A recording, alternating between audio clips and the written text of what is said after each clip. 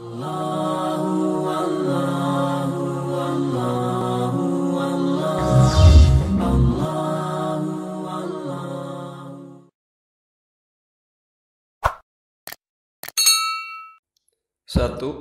Judaisme atau Yudaisme.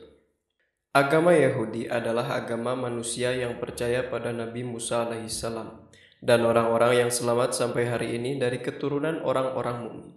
Nabi Ibrahim alaihissalam adalah ayahnya Nabi Ishak alaihissalam yang merupakan ayah dari Nabi Yakub alaihissalam. Nama lain Nabi Yakub alaihissalam adalah Israel atau Israel. Israel berarti Abdullah dan Abdullah berarti hamba Allah. Karena itu, keturunan Nabi Yakub alaihissalam dari 12 putranya disebut Bani Israel yang artinya keturunan Israel.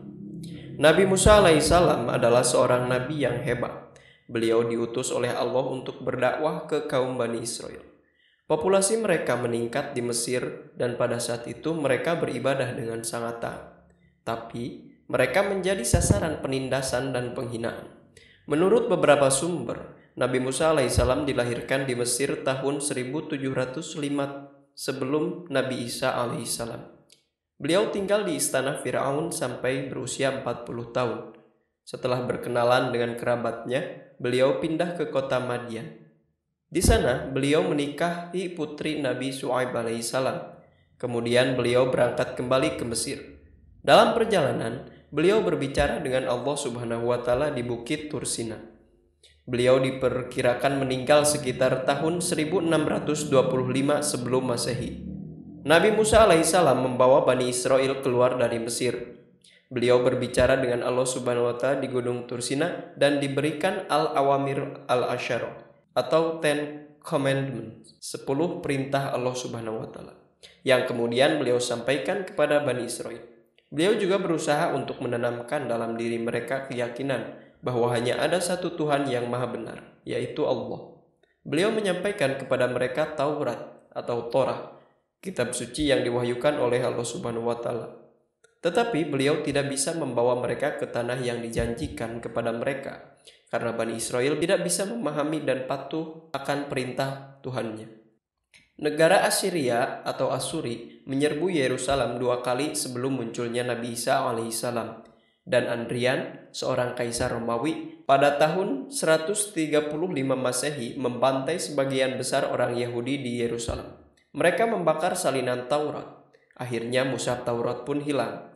Seiring berjalannya waktu, orang-orang Yahudi menjadi lebih korup. Mereka terbagi menjadi 71 sekte.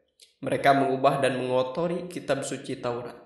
Mereka menulis sebuah kitab agama dan menamainya Talmud yang memiliki 2 bagian, Mishnah dan Gomoro.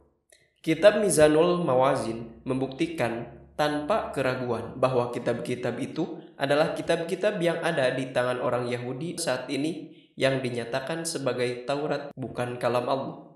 Kitab Mizanul Mawazin ditulis dalam bahasa Persia. Pada halaman ke-257, kitab tersebut mengatakan, menurut kepercayaan orang Yahudi, Allah Subhanahu wa Ta'ala mengilhami Nabi Musa dengan beberapa ilmu di Gunung Tursina. Bersama dengan Taurat, Nabi Musa alaihissalam menyampaikan ajaran-ajaran itu kepada Nabi Harun, Yusa, dan Yazar. Yazar adalah putra Nabi Syuaib alaihissalam. Mereka menyampaikan ajaran ini kepada penerus para nabi, dan akhirnya sampai ke Sain Yahuda sekitar 40 tahunan. Selama abad kedua era Kristen, ajaran-ajaran ini ditulis ke dalam sebuah kitab karya Sain Yahuda selama 40 tahun. Kitab tersebut dulu diberi nama Mishnah.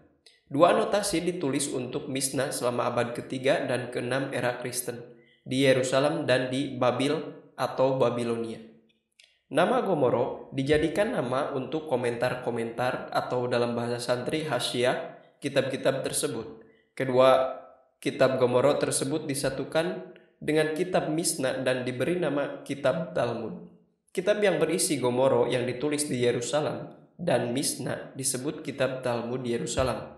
Kitab lainnya yang berisi Gomoro yang ditulis di Babil atau Babilonia dan Mishnah disebut kitab Talmud Babilonia. Orang-orang Kristen menunjukkan sikap permusuhan terhadap ketiga kitab tersebut. Salah satu alasan sikap permusuhan mereka adalah mereka percaya bahwa salah satu pria yang mengajarkan Misna adalah Sam'un, seorang pembawa salib yang digunakan untuk menyalibkan Yesus Kristus.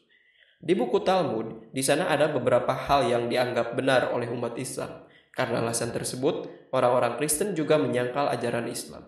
Orang Yahudi menyebut tokoh agama atau ulama mereka dengan gelar haham atau hakam atau hakam, artinya orang bijak. Orang-orang Yahudi menganggap kitab Talmud sama pentingnya dengan kitab Taurat.